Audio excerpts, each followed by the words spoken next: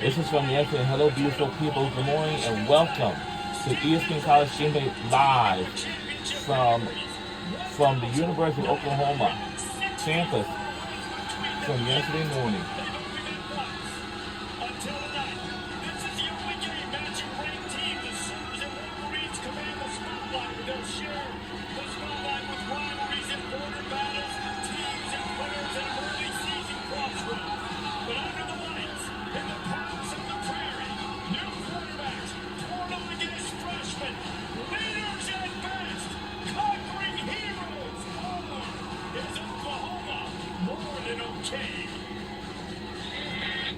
Game day back for week 2. Michigan, Oklahoma, live from Norman. Here's your letter.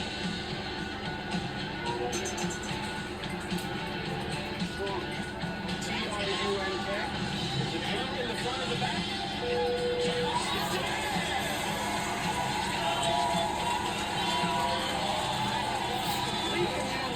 Fancy, F-A-T-S-Y.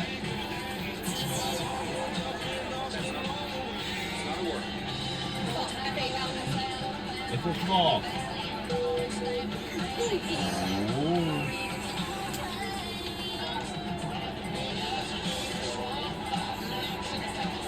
That's all. F-A-T-S-O. Brad. Here's your first letter.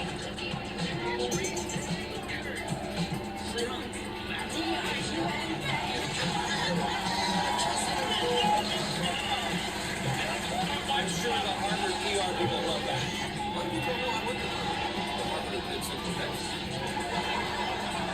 Dream, D-R-E-A-M.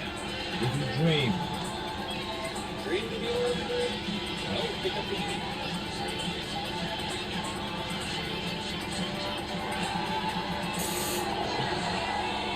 God, I hate that sound. All right. Jackie and Sam? Yes. I'm going to give you a bonus letter. Okay. There it is. A Harvard grad. Dweeb. D-W-E-E-B. Isn't it dweeb?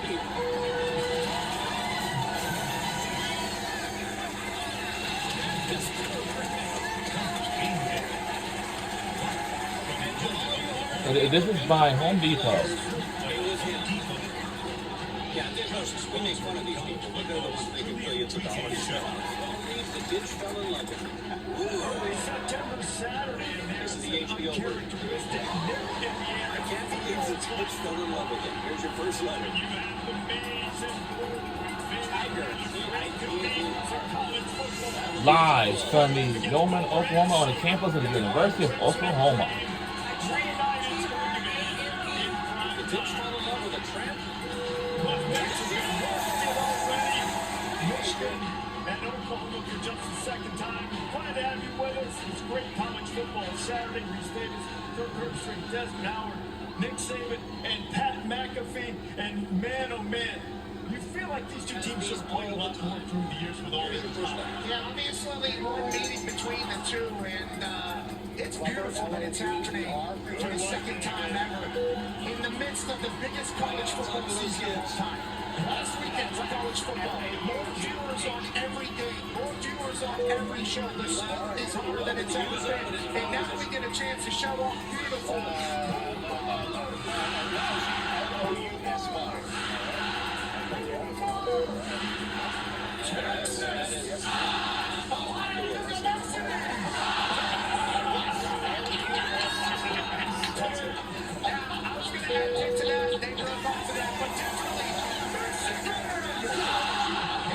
Showcasing is how great college football fans can be, and I'm passionate now. Is it west? What's most important is just the history. And as soon as you walk onto this campus, you can feel college football. It's everywhere. The Oklahoma Sooners being good at football is great for football as a whole. In Michigan, with its deep, beautiful history, might have the greatest freshman quarterback in the history of college. Well, walking in here, which I know everybody loves. It's glorious Saturday. I'm looking to be here. I love you guys. You're going to miss that. Coach Corson would have been the Is there a reason to pull Bobcats? They got the line set in here. Bobcats got just Mike they sit down here. That's a great game. No. West Virginia has a big game after our people here in the South over. Look at that coffee creative. You see that deleted creative? The deleted sign also very, I mean, good sign getting out here in Oklahoma. Good sign getting out here. Players, they're exploring the space, as they would say. Both sides have a little bit of history of swiping signs, so there's really some conventional methods. But I digress. I'm sure we'll talk about that as the day goes along. Tri-Hawk Trophy, Iowa and Iowa State. Kurt, this has been dominated by the road team. You know, the Cyclones haven't won on their home turf in Ames in 14 years. Well, Kurt Ferentz and the Hawks would love to see that. You know, he has the chance to become the winningest coach in the history of the Big Ten. Wow. 205 wins, tied with legendary Woody Hayden last year. This came down to a 54-yard field goal, and it was good. That was at the buzzer. Iowa needs to be able to run the ball. Got a good freshman, Xavier Williams. What's new? Iowa wants to run the ball. Rocco back to force. Off to a really hot start these first two games. Veteran kid. And look for him to try to get the ball to his tight end, especially the big 6'7" big run. All right, gentlemen. Ole Miss versus Kentucky. Big game in the SEC in Lexington. Last year, Kentucky upset Ole Miss, railed their opportunity to get the playoffs. Last week, quarterback Austin Simmons threw for over 300 yards, 3 TDs, and led an explosive Ole Miss offense. Kentucky's defense was very impressive against the run last week, but they're going to be tested by Ole Miss and his ability to throw the ball down the field and Pittsburgh secondary. Last year, crazy game there. Kentucky Lions. We'll see Kansas, Missouri,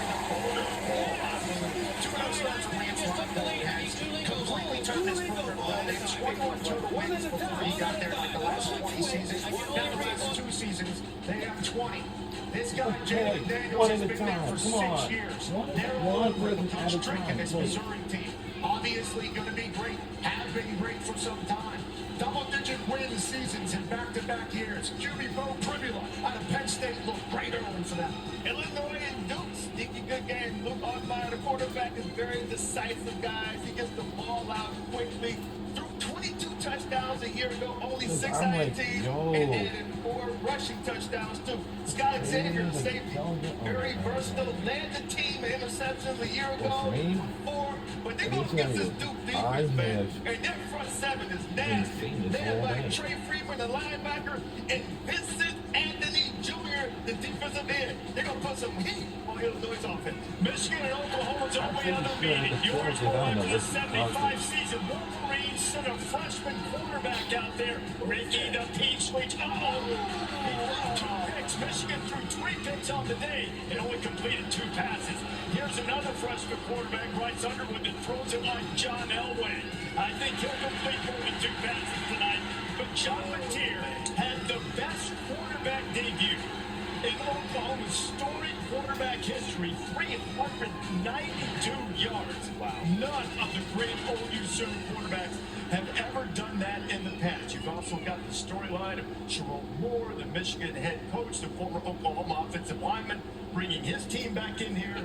But if you want big picture, you go week 1 to week 2, a lot of changes can happen. Great opportunity to get better. That's the best opportunity to improve. And I think you can't guarantee winning all the time, but you can guarantee they're going to get better. And I think when you have a negative consequence without teaching, it kills morale on your team. So coaches have to do a good job of teaching them rules, creating roles for them, getting them play together so they can show a huge improvement and probably get a win because of it. And on that note, I think the picture becomes a little bit clearer about which team is which after week 2.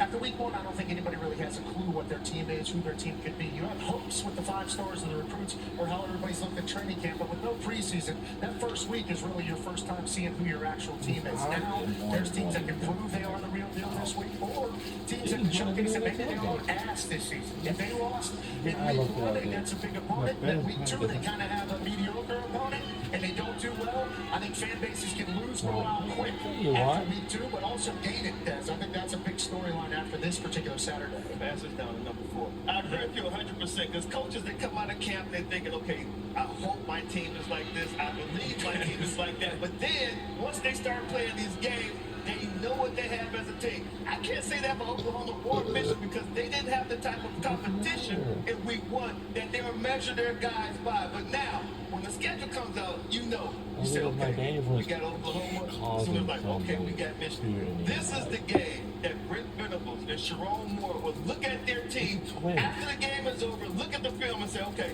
now I know what I got going into the 2025 season. What was that? $100? Love that. That's a bet, my friend. What was Is this last year? Arugula. Oh, arugula. Arugula. Arugula. Wow. We shot the commercial. That's right. And you guys said, listen, so we shooting this commercial. I'm like, there's no way Kirk knows what this green stuff is we're about to eat. Yeah.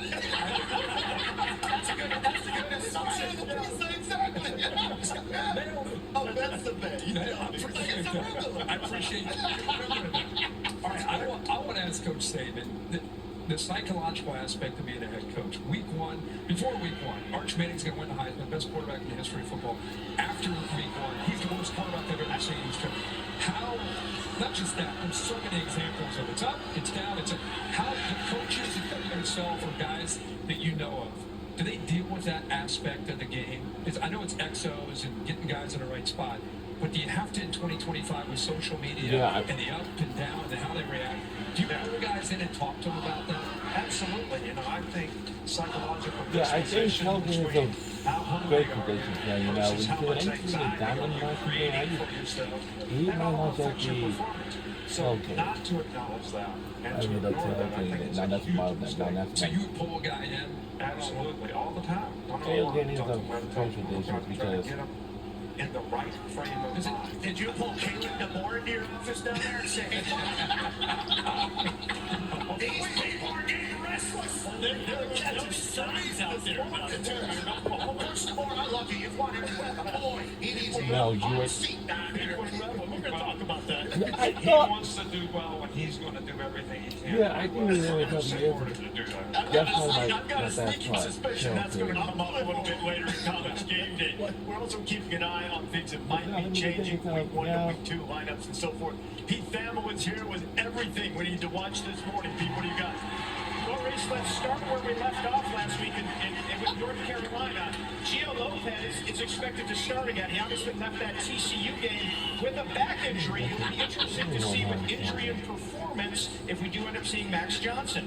As for Mississippi State today, they host number 12 Arizona State. Look for highly touted true freshman Kamario Taylor to see some snaps in place of Blake Shapen. Look for high leverage situations like red zone, short yardage, and Starkville. They see him long term as the most talented quarterback they've had since Dak Prescott.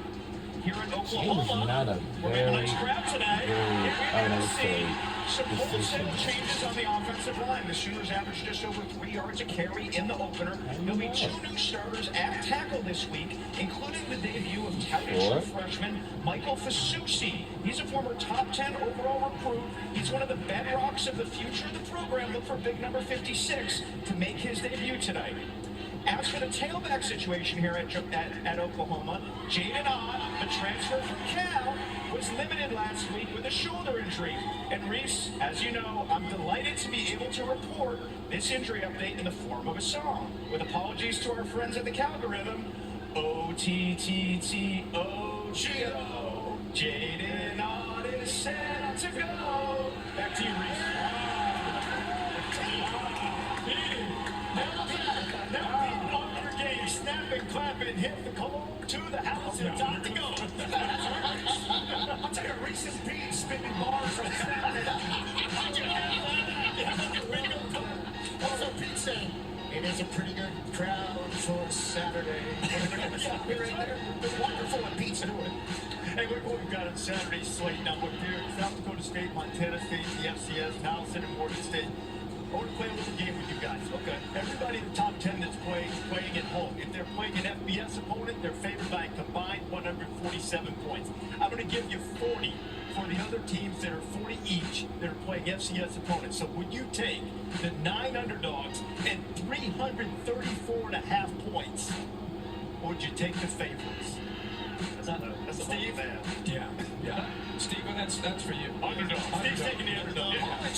All this takes a pick, especially if you're getting 300. Is that what you said? Yeah, if I gave you 40 for all of the top 10 against FCS, Yeah, I'm taking 400 points. For sure, overnight. The average about, right around the average, about 35 points. Yeah. Inside College Game Day, Bryce Underwood, my goodness, delivering big plays. What an arm this cat has.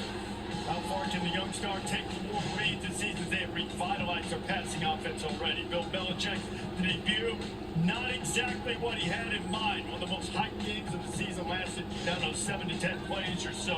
And Pat's already given away a lot of his money. Last week, a big payoff. Think OU can do it again. We'll see. At least 100,000 up on the foot.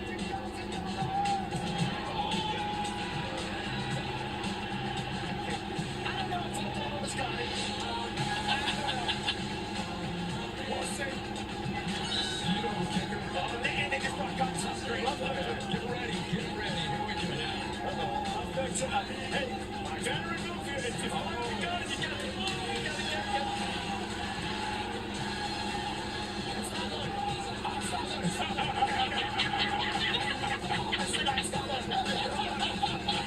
We'll be right back on the other side. And we are live from there.